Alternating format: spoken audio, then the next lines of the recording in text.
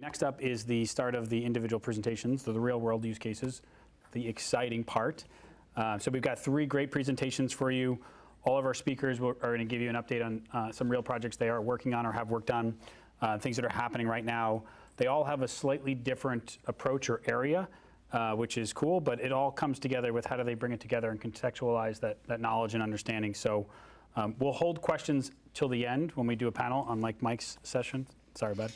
But first up to the stage, Diana Bowley. Diana is a rock star at AbbVie. She has her Ph.D. in molecular biology and has worked in various parts of AbbVie's R&D organization, where she grew up focusing on, or cutting her teeth, if you will, on the scientific aspects of discovery. During that time, she developed her digital vision for taking AbbVie to the next level. She took that on to, and now has the role of Associate Director of Data and Digital Strategy, and leading the company towards digital transformation in that area. So please join me in welcoming Diana to the podium.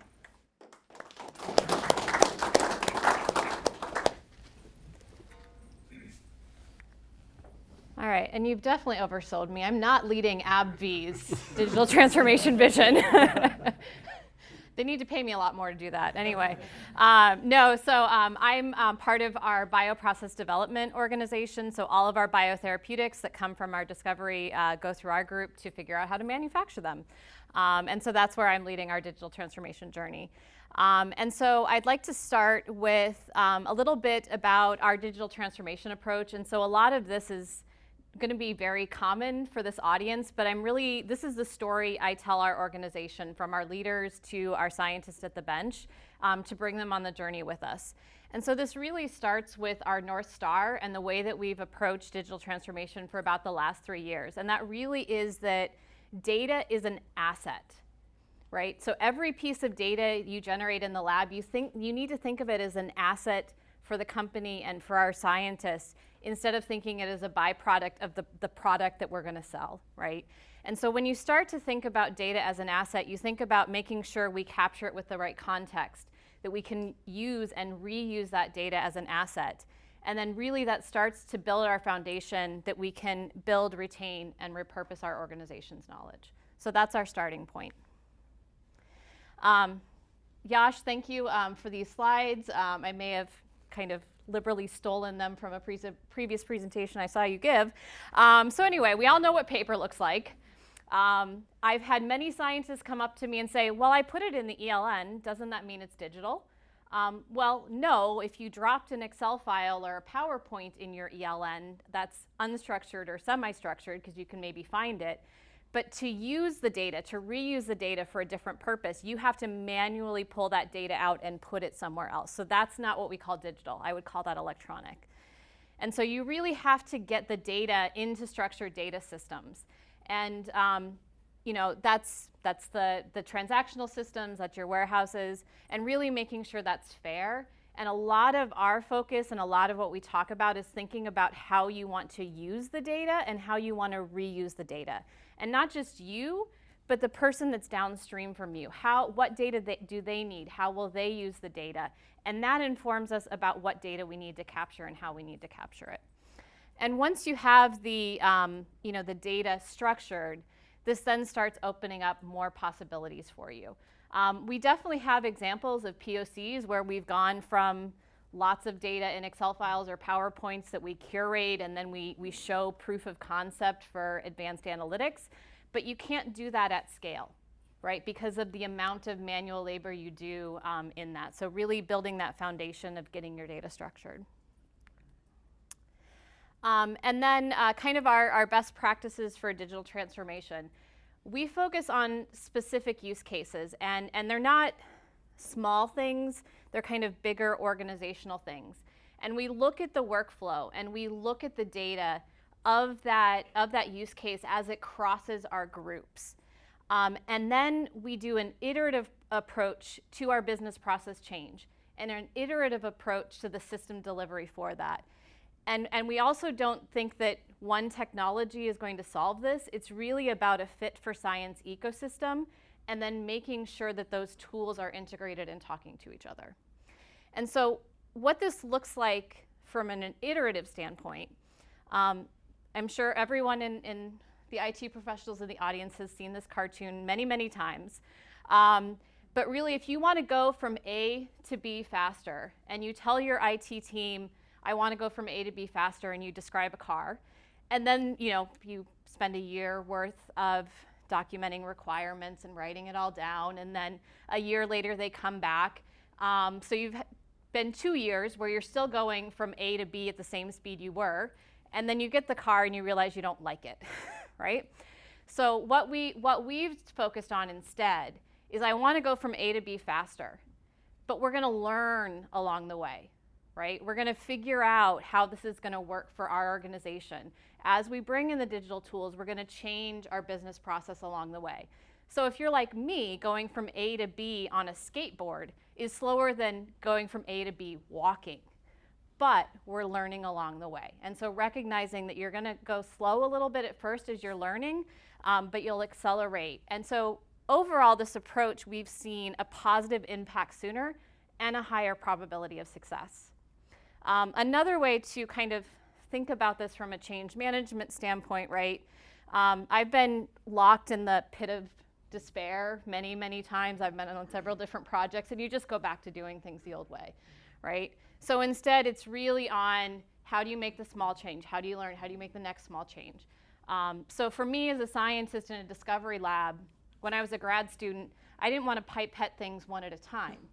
I wanted to pipette things 12 at a time. I got to industry. Okay, how do I go from doing things one at a time to now getting lab automation robots to do it? And so you have to learn along the way. You have to build that up along the way, and it's no different here. So now I'd like to dig in a little bit deeper on a very specific area for our cell culture lab within our, actually, I forgot which slide I have next. So the Fit for Science digital ecosystem. So this will look very, very similar to many of your own R&D or development labs where we have our instrument data. We have some kind of instrument class specific kind of aggregation tools like your CDS, like your Pi.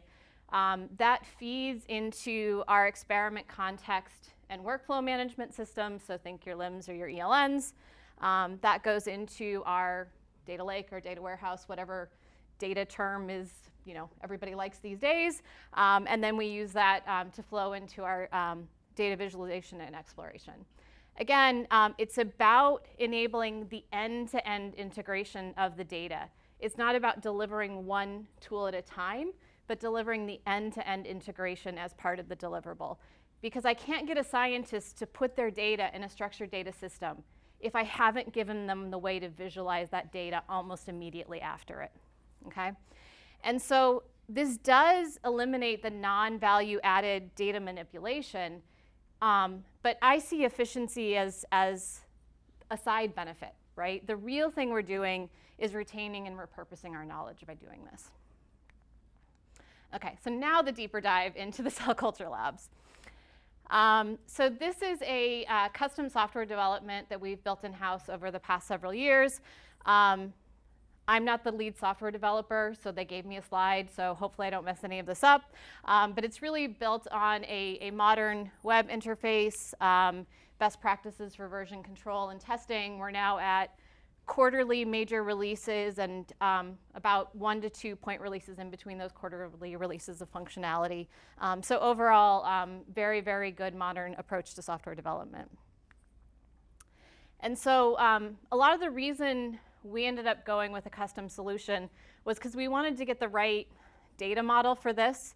And so really it needed to be a mix of the way the scientists work in the lab, so the workflow in the lab, as well as a data model of the science itself. And we just didn't see that elsewhere that we wanted, and so we went custom. And so conceptually, if we look at the lab, you have a project, you have experiments. Within the experiments, you have kind of the materials you're working with.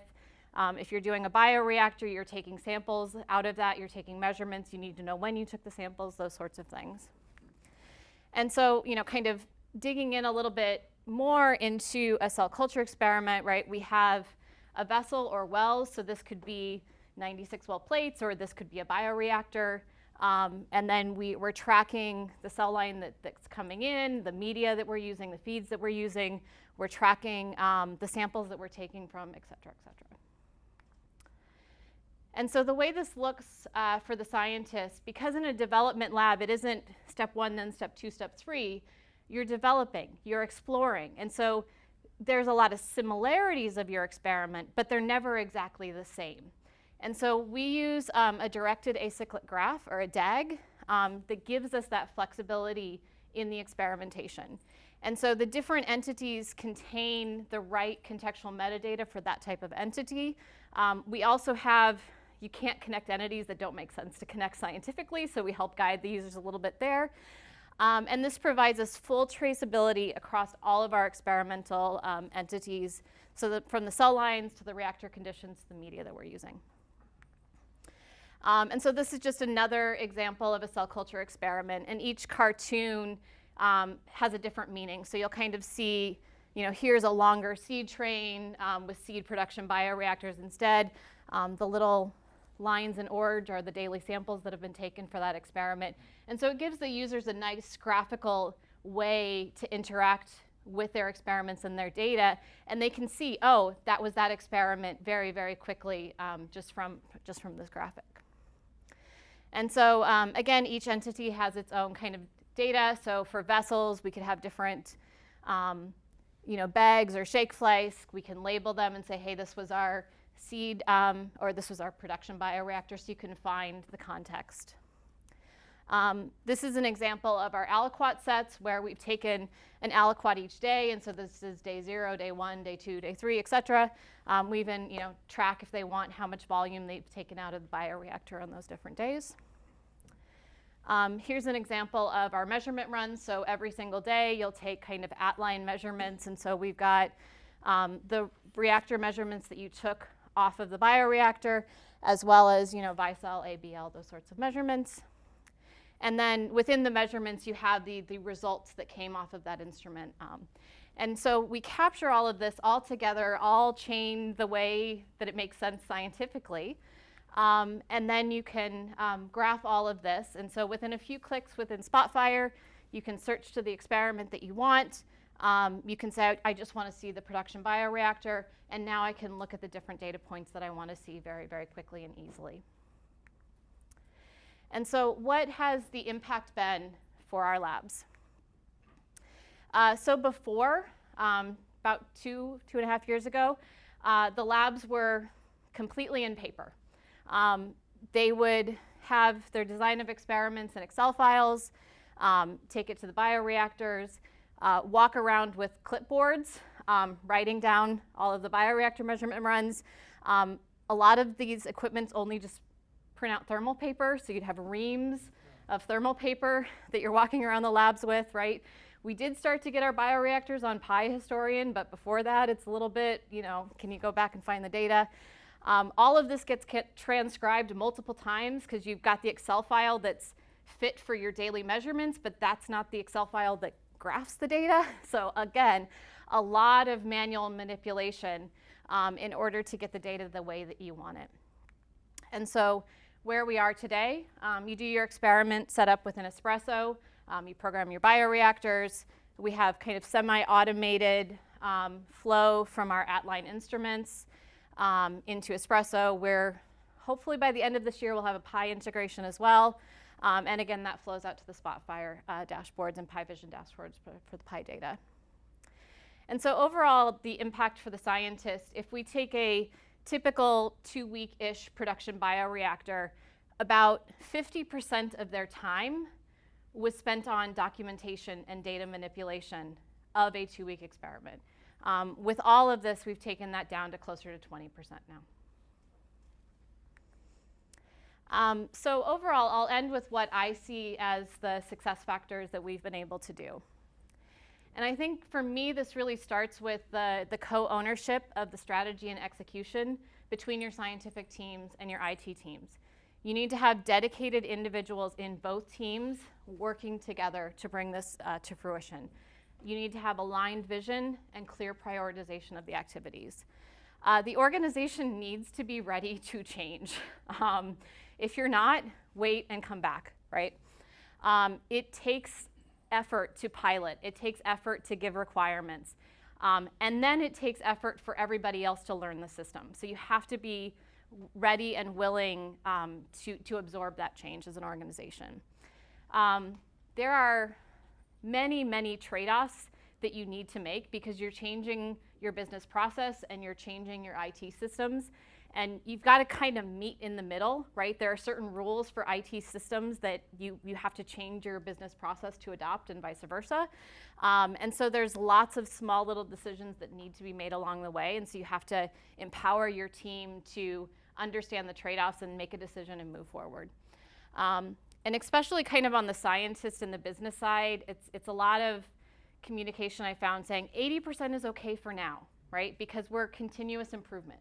So let's take 80%, let's move forward, and then we'll come and we'll improve after that. But let's move forward together. And then kind of lastly, making sure you have a good long-term aligned vision and then making the small milestones and small changes. Because sometimes what I've seen in continuous improvement is everybody does continuous improvement in 20 different directions, right?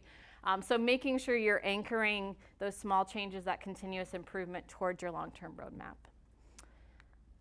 And with that, I'd like to say thank you. These are definitely not all of the colleagues who have been involved with this, but these are many of the leaders within our scientific teams and our IT teams. So thank you so much.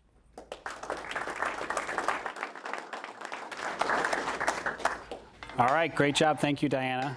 Fit for science ecosystem with a learning agenda. I really like that. And that was our second usage of the J-curve today, if you're keeping score, folks. So awesome to see that. Really do love that. And I also wrote down the efficiency is a side benefit. Knowledge is the real value. I think that's a really articulate way of expressing that. So thank you for that.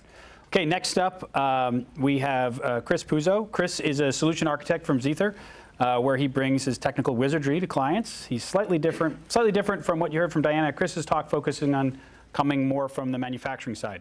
He brings a unique perspective from solutions being deployed at CDMOs that are leveraging technologies to knock down walls and organizational silos. So please join me in welcoming Chris to the podium.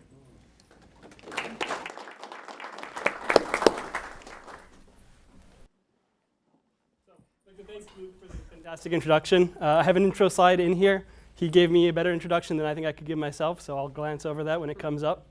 But I'm here to talk about data, specifically where we've been, where I think we are, and where I think we're going. For the sake of this presentation, I call that Data 4.0, but really what I'm talking about is how we tackle those integration barriers we've seen historically, and how we enable people throughout the organization at all levels to make decisions based on the data that we generate on a daily basis. So I'm going to glance over this because Luke gave me such a great introduction. Like he said, I'm a digital and data solution architect for Zaether. Just a quick word about Zaether if you're not familiar. A global digital enabler staffed by consultants and engineers who largely come from life sciences background. We all have deep domain knowledge. Many of us were end users at one point. So I'm going to talk about data through the concept of a unified namespace, or a UNS. To ground all of us in a common definition, the UNS is a centralized repository where data from across an organization is made available in a well-defined, standardized, and scalable manner so that users throughout the organization can get a snapshot of the business without having to interact directly with all the source systems that are generating that data. So to break that down a little bit more, what does that look like? So it starts with a publish-subscribe architecture, often called pub-sub. This is differentiated from our traditional integration method because traditionally, you have your data in a source system, whether that's a control system for a bioreactor or a benchtop instrument, and you want to use that somewhere else, whether it's for analytics or visualization. You draw a nice straight line between A and B, you get your data into B, and you can use it, and that's great. And that's awesome if you have two systems. If you have three systems, that still works. It gets a little clunkier. If you have 2-3 dozen systems, it starts to fall apart, becomes impossible to maintain. And this is where the pub-sub architecture comes in, where instead of sending everything from A to B directly, we're sending it from A, B, C, D, E to a broker in the middle who keeps track of exactly who is interested in receiving that data. So when the data is sent to the broker can then relay it to the end device or the end system. Add on to that a modern, lightweight, Ethernet-based communication protocol stack. I mean, traditionally we have some great protocols, but they tend to be extremely, extremely heavy, whether that's OPC or Profibus or any other protocol you can think of. They send the data reliably and they're great, but they often require dedicated infrastructure. They carry extremely heavy headers about the data, which is part of how they guarantee such robust delivery, but it is very heavy. They also send data typically at fixed polling intervals, whether that's every 5 seconds or every 20 seconds or every minute. Often the data that they're sending doesn't change on the same time scale that it's being transmitted. So you're really just clogging up your network with data that doesn't need to be continuously retransmitted in that way. And finally, the last piece of the UNS, because the UNS, while we often talk about it as a single concept, I think of it as a suite of related components that build a feature set. And the last part of that is the data modeling and contextualization. This is a really important part because if you don't do this piece, we heard Yash say earlier in the keynote, ML can't solve all of your problems, especially if you give it really messy data to start with. Garbage in, garbage out. If you pollute your data lake with data that's in 10 different formats and semi-structured or unstructured, you're going to have a really hard time on the flip side actually doing anything useful with that data. So it's really important when you're bringing your data into the UNS to make sure it's properly modeled and contextualized. Once you have all that together, you get the snapshot of the business. And as you can do this one for one site, and you get tremendous insight into that site. You can do batch-to-batch comparisons.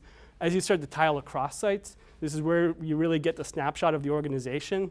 And you can do not just batch-to-batch comparisons, but site-to-site comparisons. You can see how your organization as a whole is performing, and you can make this data available to everybody across the organization.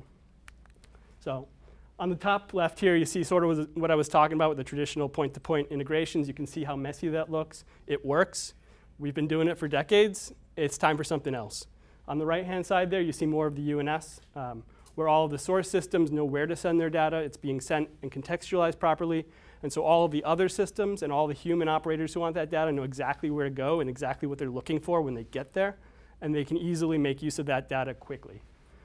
We avoid the technical debt from the old style of integrations. We have a properly contextualized data set. And we're scalable and we're extensible. Scalable because of the lightweight protocols I talked about a minute ago. Extensible because you can start with one use case, 2 use cases, 3 use cases. Maybe you're only tying in a small subset of your systems. You can build from there. And as you build, you get more value from your UNS. And you also, I talked about UNS being made up of several different components with different feature sets. You can add feature sets as you need them. Maybe your initial use case doesn't require you to send stuff to the cloud and run ML applications on it. So don't. Do that later when you have a reason to. So 2 more slides, and then I'll get into the real and into the theoretical. But this is the sort of data ecosystem that I think we're dealing with today. And in this red circle here, that's the core of the UNS, your broker and your data operations engine. Everything else around it in the ecosystem is supportive of that, whether it's on-prem data storage or visualization engines or analytics engines, or whether it's enterprise systems that are your quality management system or your learning and development systems. Part of that ecosystem, obviously, is your product knowledge management with platforms like QbDVision. This is what we're dealing with today. It's better than what we had, but it's not, I don't think, the end point of where we're going. I think the end point of where we're going looks a lot more like this, where we still have the UNS in the middle there doing a lot of heavy lifting. But because of the UNS, we have a fully connected enterprise from R&D to manufacturing to the labs that support manufacturing. And because of that, we can integrate our process knowledge management platform in so many more advanced ways. And we can even drive toward digital tech transfer, bringing that research and development organization together with the manufacturing organization. And your in-product process testing with the labs that support manufacturing. You get those results faster. You get more batch context around them. It's more useful. And I think with this sort of architecture, you can really see a lot of great benefits from the process knowledge management platform in terms of driving control strategies to control systems or benchtop equipment, guiding MES workflows, housing your quality information, and providing advanced reporting capabilities. And now we'll get into the real-world implementations. So the first one I want to talk about is a project I worked on toward the end of last year with a viral vector CDMO. This is around clean room monitoring. The problem statement's pretty simple. We've got a bunch of information about clean rooms stored in 2 different systems, an MES and a distributed control system. In this case, the MES is PharmaSuite, the DCS is Delta V. PharmaSuite is tracking state information about the room, so whether it's been exposed to virus, which changes the gowning requirements, or whether it's been placed out of service for any number of reasons. Meanwhile, the DCS is monitoring the environment in the suites, making sure your differential pressure cascade is within spec and making sure that that room is acceptable for GMP use. Now, if you're an operator who's gowned up into the clean suite, there's not really a good way for you to get this information quickly. You can get it, but you got to grab a laptop, you got to log into PharmaSuite, you got to log out of PharmaSuite, you got to log into Delta V, you got to log out of Delta V and hope that nothing changed in that time while you were logging out. It's a waste of time, it's a compliance risk, it's a safety risk because of the gowning requirements that change with viral exposure. So this is not a great way of working. What is a better way of working comes with the UNS. So October of last year, we came in, did a front-end engineering design study, or FEED. We kicked the tires on some different software packages, some different hardware packages, and a couple of different architectures. We settled on a very basic UNS, making use of the HiveMQ MQTT broker and the HiByte data operations engine. And with just those 2 components, we were able to tie in a proof of concept that we did right after the feed. We tied in the Delta V development system, the PharmaSuite development system into our UNS. We bought an HMI, we put it on an automation engineer's desk, and we showed end-to-end data transfer. And everybody was so excited, we immediately launched into, okay, how do we deploy this across the entire facility? And that's where we are now. We've got this ability to bring all of this data from these 2 systems into an HMI without that HMI ever having to worry about where that data is coming from. It knows that it can go to the UNS and it can ask, what is the temperature in room 155? What is the differential pressure between room 155 and the personnel airlock into 155? It doesn't need to know what system's generating that data. It just needs to know that it needs that information, which is a much, much lighter lift. And so full deployment comes with GXP documentation, comes with validation deliverables. It also comes with additional use case development. We did a demo for the internal manufacturing leadership. Immediately they saw how useful this could be. They thought, well, we're a single-use manufacturer. We have a lot of skids that do our unit ops. Those skids have all of their own control systems. They might be tied into Pi, they might not be. But now we can tie them all into the UNS. We can do dashboarding. We can see the state of our batches at any unit op on any given day without gowning in, without hitting the bioreactors or the chromatography skids directly. And that's all powered by the UNS. The next use case I want to talk about deals a little bit more with the lab side of things as well as the enterprise integrations. And this is really driving home the fact that this UNS layer in the middle, it's not just for for time series data from process equipment. It's not just for benchtop or data from benchtop equipment. It can do all of it, and it can bring you right up to your enterprise applications. So these are actually some simplified drawings from the project. I won't spend any time going through them in depth, but there's some platforms here that I'm sure people here recognize: Benchling, Biosphere, enterprise applications like Maxima or SAP. We had use cases here in the lab around connecting equipment that I'm sure a lot of people have dealt with, Vicels, Osmotex. We were able to integrate with that equipment, but also with the spreadsheet where the scientists were storing information about the different testing they were doing. Previously, the contextualization only happened when somebody hit run on a giant monolithic MATLAB script that really only 2 people in the organization understood.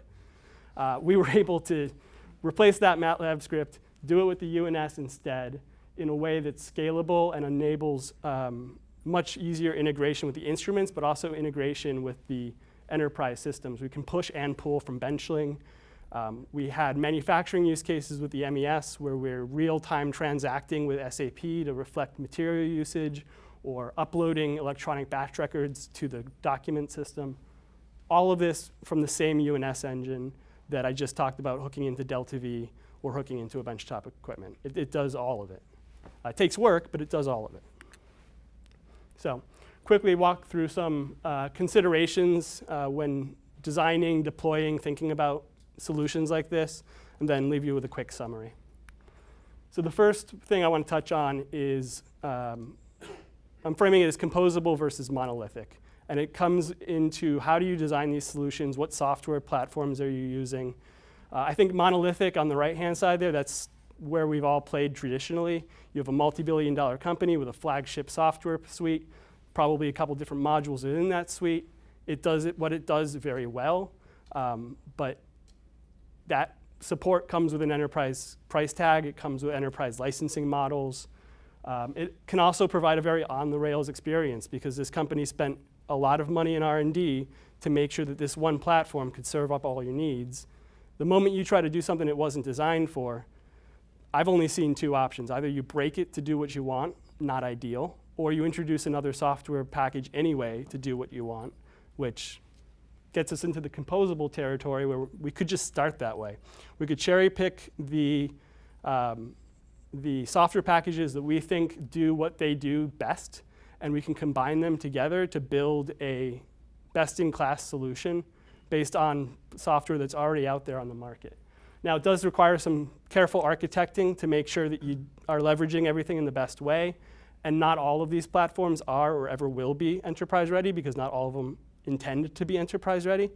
But in my experience, they'll be very straightforward with you, and they will provide resources to help you make sure that you're getting the most out of their platforms. The next consideration here we've heard a lot about today is change management, which starts from the beginning of this conversation and really never ends.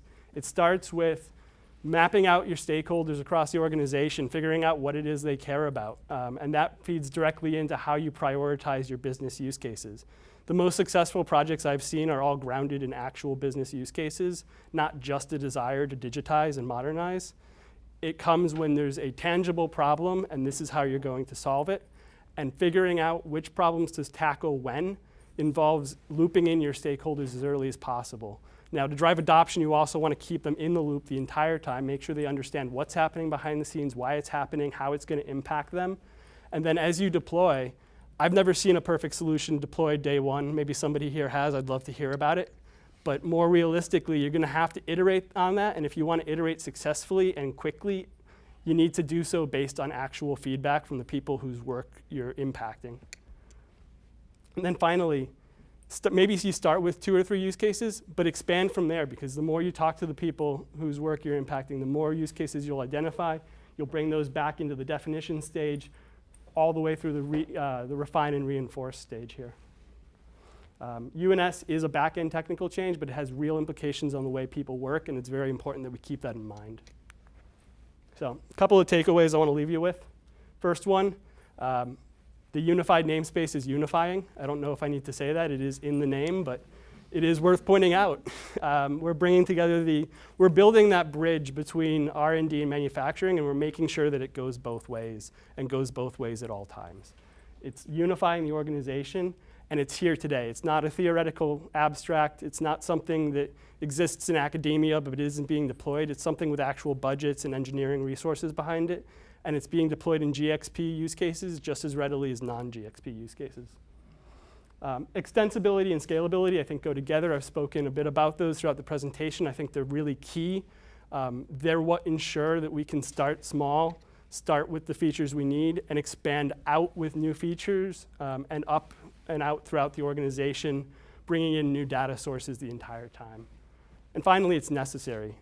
If you want to get all of the great bang for your buck out of machine learning and AI applications, and you want to be the company that people are writing LinkedIn posts and blog posts about, then you need to have a large data set that is easily ingested by the ML, and you need to make sure that that is all ready to go before you try some of these more advanced applications, or these advanced applications oftentimes will crumble.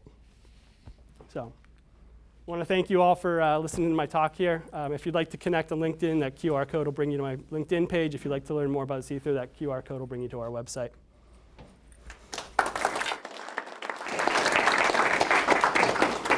Awesome. Thank you, Chris. UNS is unifying. Let's go get it. All right, some takeaways from me there. Composable solutions enable the right tool for the right job. I think that's awesome. And UNS can be a solution that leverages pub/sub and avoiding point-to-point, which can be problematic. And the change management one, no perfect solutions on day one. I think we've heard that in a few different conversations. It's always one that's pretty easy to forget. So we saved the best for last. Okay. Victor Goetz is the Executive Director of New Modalities and Data Strategy at Eli Lilly. I've gotten to know him. Vic has got a beautiful mind and a fantastic perspective that he's developed over his 35 years of experience in the industry. He's got a vision that he's going to share on executing process knowledge management in the CMC space. And in his own words, which I might be stealing from him, it is a pathway for building a house, but not a house that's based on quicksand. So Vic is going to bring it all together for us and hopefully tie together these presentations. But without further ado, Vic, please come on up.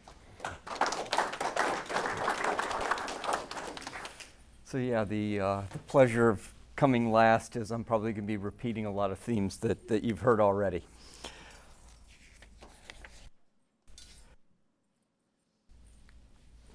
So 3 years ago, I led the tech services team at one of Lilly's monoclonal antibody manufacturing sites.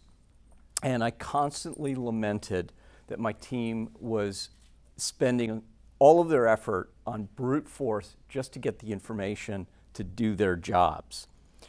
And I guess my management eventually listened to these complaints because my co-author, Anthony McGuire, and I were offered new data strategy roles, which essentially meant go fix it. So we quickly understood that the key to the digital future was taking the steps to actually enable it. There's broad agreement both within Lilly and across the industry about the aspirational goals: faster commercialization, instantly having a pulse on whether the process is working correctly or not, easy data exploration, and just those repetitive periodic reports. Just push a button and generate that for me. I don't want to think. But when we evaluated the challenges to achieving those aspirations, it came down to two common roadblocks. Come on. Hello. Doesn't seem to be advancing. There we go. The first is that no matter how elegant the newest IT tool for dashboards and analytics and reports, their efficiency and effectiveness was hindered by a persistent need for manual data conditioning and pre-work to feed the information into these automated systems. The second is that accessing data, and especially knowing that the desired data set is complete and accurate, is not as easy as it should be. The way forward to these aspirations is to take a break from creating more analysis tools, what I refer to as the output side, until we can improve the foundation on which they rely. In the case of process knowledge, a digitalized process definition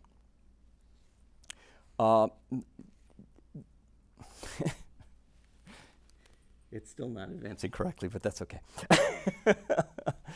A digitalized process definition in PLM is a key enabler.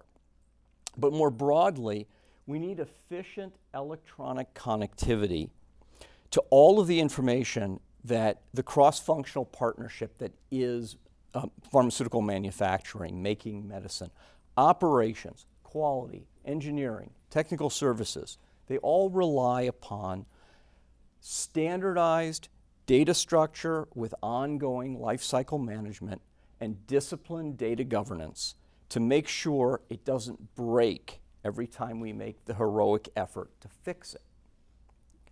In short, we need to set a sustainable foundation that identifies and maintains a single source of truth for any given category of information, such that all users go to the same well-organized, already verified source for that information.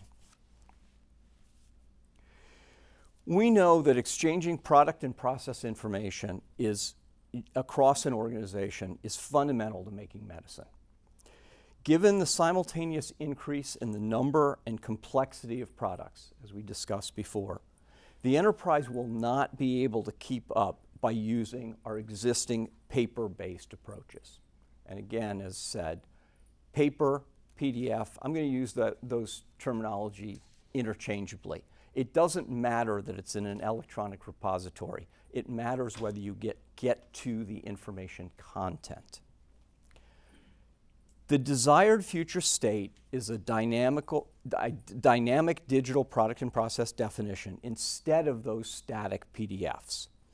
But even more so, to establish a single source of truth for this information with connectivity to all the customers who need to access this information to do their respective roles. Whether that be tech transfer, regulatory submissions, manufacturing execution, batch release, supply chain flavor management, or advanced data analytics. Note that the single source of truth does not imply that one system holds all truth, but rather that PLM can establish a single source of truth for the appropriate information that feeds into this wide variety of activities alongside similarly digitalized and maintained sources of truth. So here's the money slide, our product knowledge management vision. If we can digitalize our product and process definition in a single centralized system, a wide variety of business processes and IT systems can have a common source to access harmonized product and process information, ensuring alignment spanning from nomenclature to dynamically updated process parameter and specification ranges, removing reliance on tribal knowledge, eliminating duplication and transcription errors, and providing data integrity by design. Examples of improved business processes include streamlined tech transfer and product control strategy development, reliable data at your fingertips for batch release to appropriate markets, as well as enabling efficient regulatory dossier generation, including CASA, IDMP, whichever structured data you choose, regulatory submissions. Integration with LIMS, MES, DCS, data historian creates a data-rich environment with context, enabling enhanced analytics solutions and one-touch reports. I often draw the analogy that PLM defines the data structure, like the branches of a tree, where the execution data collected from each respective batch are simply a new set of leaves for that same tree. This vision represents a generic value proposition for PLM as an enhancement to a data management capability, rather than a specific software capability assessment. Every biopharma-oriented PLM has its own strengths and weaknesses, so full realization of this vision will involve working with the selected vendor to extend the product capabilities across this end-to-end vision. In the course of our platform selection, we reviewed several of these business processes as use cases. The common themes of the various work streams included visibility to process history, clear understanding of current process definition, consistent terminology across all sites and functions, and immediate access to whatever information was needed to answer the question of the day. So to illustrate this vision, let's consider the life cycle of a specification. The current single source of truth is a document published when the Corporate Specification Committee agrees on a proposed set of specifications coming from development, which is duly approved in the electronic document management system after careful data integrity review. Tech transfer begins with transcription into methods and specification documents at a manufacturing site, along with transcription into LIMS, and various process validation documents and associated data integrity review, alongside transcription into regulatory submissions with more data integrity review, where the regulatory review might result in alterations of these specifications across different health authorities, which then need to be updated in the site documents. And meanwhile, the same thing is happening in parallel between drug substance, drug product, device sites, so that the collective batch data needs to be aggregated in a data lake before applying any e-release algorithms or data analytics. Finally, any subsequent process changes, secondary sites, or new product presentations drive additional transcriptions through all of these systems. That's why I affectionately call this our chaos diagram. Each of these information movements by transcription represent a risk from a data integrity perspective. Yet, we rely on accurate, health authority specific specification management to release the right batch to the right market. That right product, right country challenge is the lens through which we can look at a more efficient and reliable future state, which is at least a four-dimensional problem. Different health authorities will approve a product at different times or require distinct specifications or analytical methods, creating an approval landscape that changes over time. Then site additions or second-generation processes and or methods may gain approvals from different health authorities at different times, propagating the dynamic change in truth on any given day. The only way to keep up with this is to centralize and streamline the tracking of current state. We don't need to change the way the decision-making bodies deliberate and approve specifications and process parameters. We only need to migrate these approved outcomes from static reports into a dynamic database, in this case, PLM. Authoring of regulatory submissions can then draw specifications and process descriptions directly from the verified data in PLM without need for separate data integrity review. Any negotiations with health authorities during dossier review occur with the same experts at the table, except that the resulting approved decisions, again, are recorded in PLM, versioned by corresponding health authority.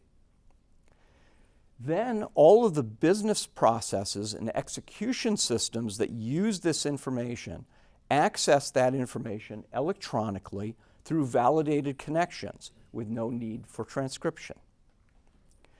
Note that all of the verification happens on the way into PLM.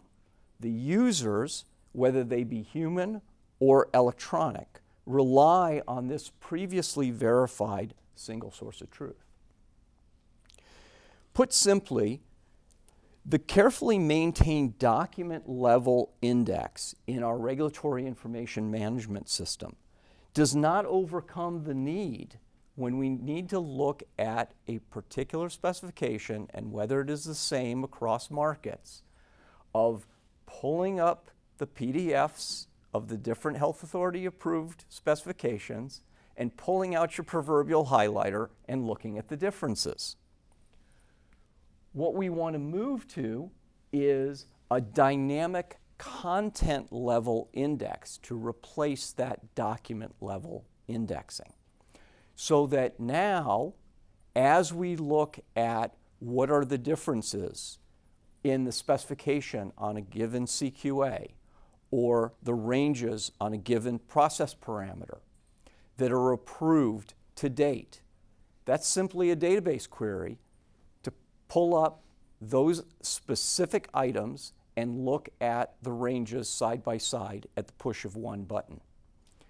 If we get another approval tomorrow, that same query will simply add one more data point to this result. This can also help us just in managing those regulatory negotiations. With the confidence that we know what those differences are, we can have more informed discussions at the various times that we're negotiating with different health authorities to say, can we please harmonize this? You're not asking us for a significant difference.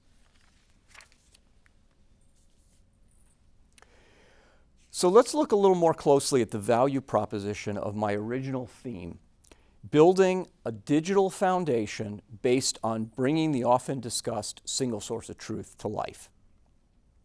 First, defining a digital process description composed of dynamic product-to-process data allows our specialized and highly skilled workforce to spend their time on higher value, potentially more strategic initiatives to grow our business or to reach more patients more quickly, instead of spending the majority of their time just searching for the information. Second, the deployment of manufacturing processes across multiple sites, often located in and supplying product to different countries, is enabled by connected information flows that directly synchronize the common elements, the vast majority of the process, while allowing for equipment or country-specific variations on the theme or flavors, which are in turn linked to the approved markets. Third, lifecycle management of parameters and specifications at an element level facilitates structured data regulatory submissions with ready access to the evolution and versioning of that data. This interconnected value proposition of faster commercialization, robust flavor management, and streamlined regulatory submission is why the digital foundation is so critical, providing data integrity by design at the source. Luke stole my line. The blunt truth is that without this focus on the digital foundation, your knowledge management framework sits on a foundation of quicksand. This end-to-end approach clearly has many elements that need to be integrated into an overall deployment strategy. That's a big, possibly multi-year integration project that needs to be assembled across multiple work streams, including product control strategy and tech transfer, materials management, product recipe builds, CMC regulatory, right product, right country, and execution systems and analytics. Ultimately, the ease of collaboration across these functions is the greatest value proposition of the digital foundation enabled by PLM. So in conclusion, let's return to a different view of our knowledge management vision, separating the individual workflows for full implementation once PLM as a critical foundational element is in place. While this segmentation allows efficient project management, the guiding principles remain consistent. Bring the single source of truth concept to life. Rely on this disciplined data mastering philosophy to eliminate duplication, achieving data integrity by design. Establish and enforce data standards through a well-designed data governance framework to enable integration across all the systems involved in the desired output side tools, the aspirational capabilities I discussed in the introduction. This new way of managing information facilitates streamlined approval at the parameter level instead of entire documents when only a fraction of the content changes. Traceability to the why. Ready access to what defines different product flavors, with the end goal of a common process definition entered only once, but readily shared across the end-to-end value chain. So finally, I'd like to acknowledge some key contributors to this effort. First, my co-author, Anthony McGuire, who's based in Ireland and couldn't make the trip over for this brief conference. Next, the many subject matter experts we consulted and torture-tested concepts with. Too many names to fit on one slide, and I'd probably miss someone anyway. I'd also like to thank my colleagues in tech at Lilly, our IT group, as well as Accenture Life Sciences and Whitney, who's sitting here, who helped facilitate our exploration and planning in this space. Thank you.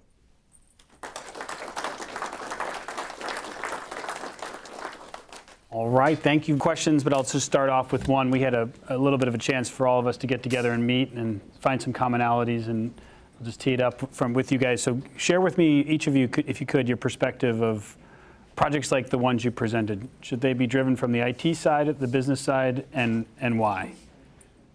Let's start with you, Diana. Well, in my roles at AbbVie, I've gone from the business to IT back to the business, so I'm biased towards the business. So. Chris? I think they need to be driven from the business side. I think IT has a huge role to play there in enabling us to drive the solutions. But at the end of the day, if it's not driven from the business side, adoption suffers, projects suffer. It's tough to get resources assigned to the projects. But when it's driven from a palpable business need, I've seen very successful implementations happen very quickly. I will concur and say the business side. I have a lot of respect for my IT colleagues, and I always tell them that I have just enough knowledge to be dangerous and not nearly enough knowledge to pull off putting this together myself. Awesome. All right. Anyone out there? I do have a question. So how do you manage IT in the business? What I'm saying is, a lot of times, my personal, I can only speak from experience, sometimes the business has an idea, and for whatever reason, since it didn't come from IT, it doesn't get implemented. How do you manage that? It's a difficult thing. I'm just being. I can start. Please, yes.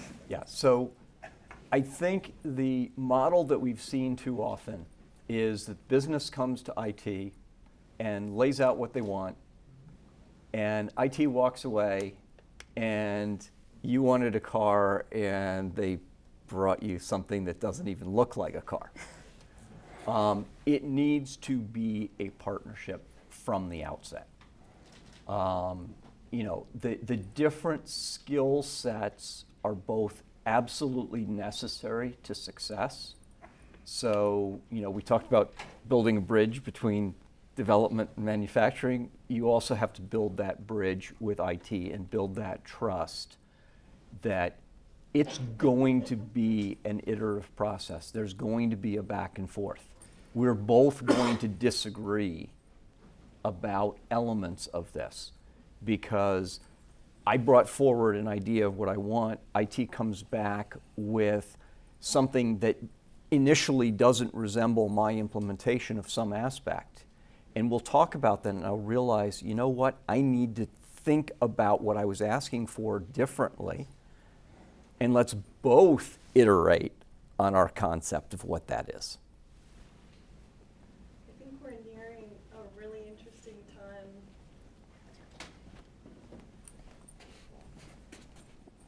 We're nearing an interesting time where we're going to see a similar or a parallel there. I was just talking to Praveen, like the IT versus business or business and IT discussion is a tale as old as time. It's something we've been battling for years and years. But we're entering a time soon where you're going to say, okay, benchtop scientist, engineer, meet data scientist, meet data modeler.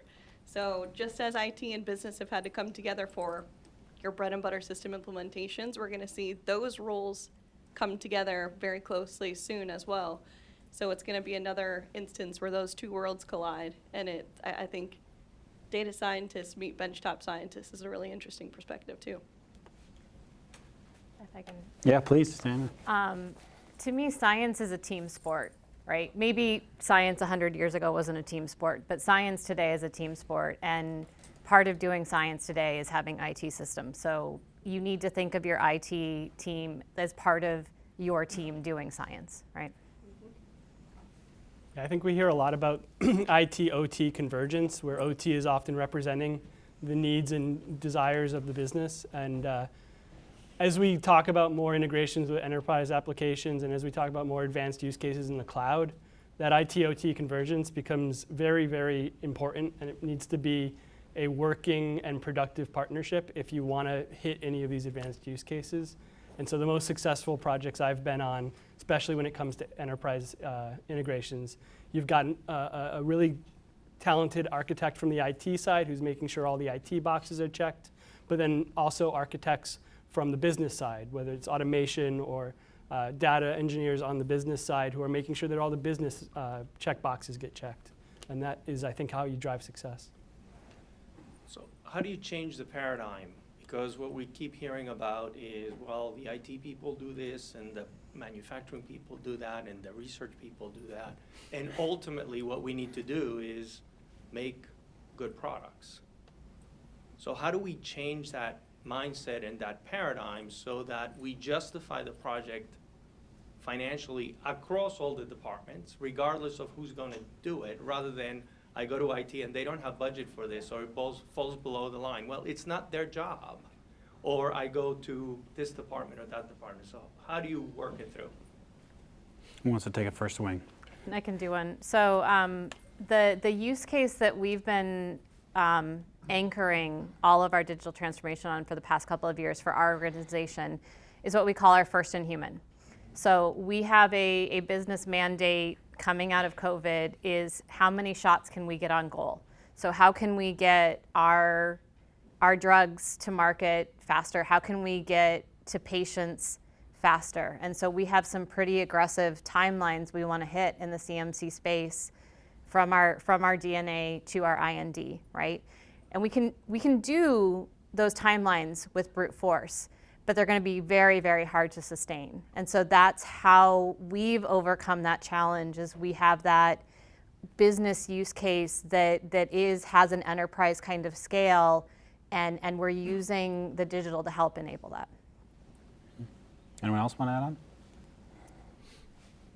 I think a lot of it comes down to leadership. I mean, when you're talking about culture changes, you need to make sure that you have good leaders on both sides who understand the value that the other side brings and cascades that down to their teams. And then on an individual level within those teams, we need to get over some of the historical rivalries that have existed between IT and OT, where OT just sees IT as this machine that slows things down for no reason, and IT just sees OT as these people who are constantly trying to skirt the rules for no reason. So, you know, a little bit less skirting of the rules, a little bit more agility on the IT side, and a lot more respect between everybody, I think really drives that. And I think just the common theme, just from a people dynamic standpoint, is we're all in this business for a reason. We know we have a direct impact on patients. And so if all the conversations can just be couched in make it, do it for the patient. A lot of those rivalries, a lot of the bureaucracies can be broken down by just refocusing everyone on this will make it possible to impact the patient that much sooner. I just had a question. For Diana, around the espresso tool that you built, whether that was complementary or replacing an ALN, and what the learnings of trying to get scientists to think in different ways about planning experiments, and especially, I suppose the same question could extend to PLM as well. So I would say before this, it was. We still have an ELN for our legal retention policies and all of that, right? So we have a report that comes out of Espresso that we put in our ELN. So it's a replacement-ish in that way, right? So before that, it was all Excel files and PowerPoints and all of that. So it's definitely been challenging to get scientists to think about paying a bit more upfront to get your data structured to reap the benefits later. It's not easy. A follow-up on that question. Did you find that when you implemented the Espresso, people actually did stop using Excel? And how long did that transition take? We've had starts and flows. It also depends on who you've got in the lab. So you've got early adopters, you've got people that are you're going to tear Excel out of my cold dead hands. So I think it kind of, it spans that, right? So I think we're kind of at the point in the cell culture space where we've got the vast majority of on there now. And so the leader there is going to say, hey, I'm taking Excel off your computers. Not really, but like we're kind of at that point that, okay, get on board now. So, but it's taken us a while to get there. I want to ask, I think you showed like a reduction of 25% of the work time in the lab, right?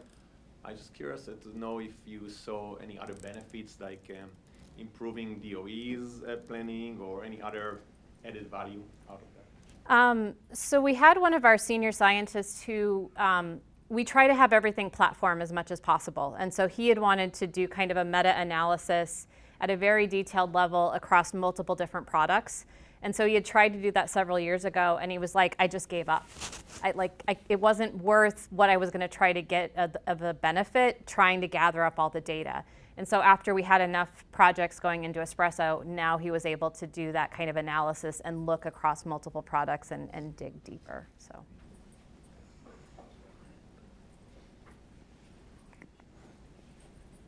let's say you completed a successful use case and now you have a great application for other people to use.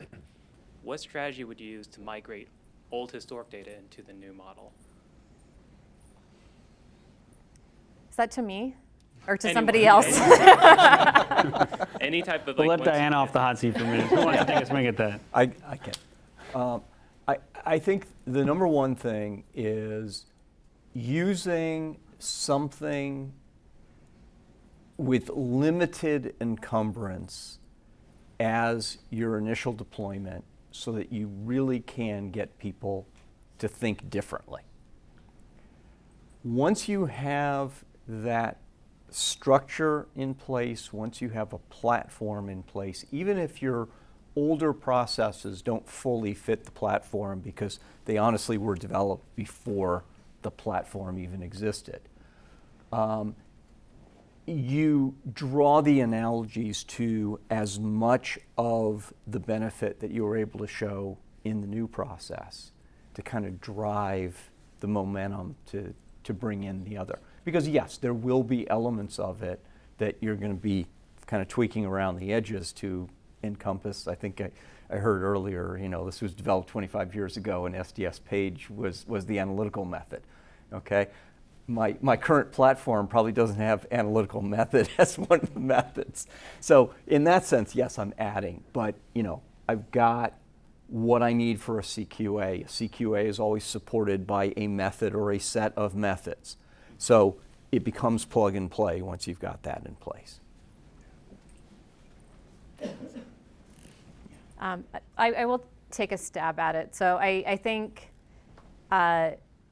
for me, especially when we're talking like lab data, as a scientist, if somebody generated this lab data 10 years ago and there isn't a lot of context around it and maybe I'm just transcribing from old Excel files and guessing, I don't know that I trust that data a lot to want to put the effort in to put it into the system. So I think if you are going to go around historic data, ideally it's already curated, you already have that trust around it that it's worth putting in the effort to migrate it into your system.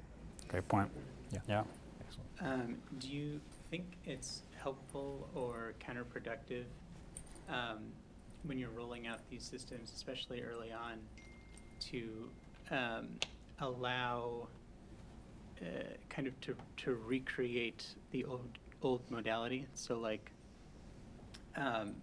creating an Excel sheet very easily out of the diagram that you have in the relational database there, or easily recreating a PDF report or a PDF representation of the material spec at a given time. Because in some ways it's nice in that it feels like it could get buy-in, but then if it's so easy, I don't know if it creates these trenches where people just do the bare minimum to get that document, that Excel file, and then run with that more than they probably should. Who wants to take the first bite of that apple? I'll take it. Yeah, I think it's counterproductive in a lot, if not all cases, to try to shoehorn the old ways of working into the new. I find that you run into a lot of situations where people want to do that. They have paper forms or they have Excel templates, and they're like, okay, we're going to be digital. We're going to do this exact same thing, and it's going to look identical on a new platform. And then you have spent time and effort recreating this old way of working on a new platform that could have opened up so many new avenues and ways of working that give you increased efficiencies. And so I don't like to see, I mean, to your point, it is easier to drive adoption when you've got these paper on glass type solutions where everything looks the same. But I don't think you're deriving the benefit that you could be. Yeah, and what we're trying to do is, to some extent, help adoption by letting people keep the pacifier for a little while, but keep re-emphasizing with the elements decomposed into a database so you can combine anything with anything. You can do a lot more than just that. Awesome. When you're kind of making these major overhauls and you're trying to engage with the end users, have you taken an approach of trying to understand what are their big problems that can be solved and trying to, bite-sized chunks? Really, this goes to the skateboard, I'm not going to do it, the car cartoon. But can you share some examples there where you've said, oh, this was a challenge, let me gain adoption through solving some of these small problems and really being like almost a salesman within your own organization? Please. I feel like a salesman most of the time. So one of the things that we did, and I kind of touched on it in my talk, was we did a proof of concept with a number of subject matter experts across the organization. So, we started out with, what are your pain points? Let's kind of create these different personas and recognize that we're serving individual personas that are going to have different perspectives, different needs. And tried through that proof of concept before we ever, we hadn't even bought a system yet. So some of it was slideware, but really start to address different types of problems that occurred in different portions of the organization so that we could at least propose a solution for a key pain point that popped up here, here, and here. Nowhere near a complete solution, but we were on kind of that sales pitch right from day one. But it wasn't purely for sales pitch purposes. It also allowed us, for example, to build the right questions to ask in the RFP while we were selecting a platform. So we had walked the vendors through, here's some specific needs, how are you going to meet these needs? Awesome. Anyone else want to add on to I'll that? jump in, just because VJ had a slide about Study Tracker, and really what Study Tracker was a cloak and dagger project to do ontologies and taxonomies. It was a simple open source project, and we knew we had to do taxonomy and ontology work, but the research team, like that concept or data governance is often like a failing, it's a homework project. Go find these data sets, and it's $200,000 to a consulting agency that tells you need to clean your room. And so the way we started out was like we demoed the software. It was very cheap because it's open source, low risk. And so then when we implemented it, started cascading more discussions. So now we have conversations right now ongoing with DMPK and talks around like we actually need more structure and more ontologies. Like, okay, like let's keep working through that. And then, VJ didn't talk about it, but like over time we're going to be able to demonstrate that like QbDVision will be kind of like a target for how we think about building product specifications and product lifecycle management, and can be the example for the organization to kind of like work backwards and also help other folks coming in. And so That structured data will then eventually give us more and more use cases to apply more and more advanced use cases. So showing people that really helps tell the story. Yeah. Great. Anyone else want to add on to that before we close? Okay.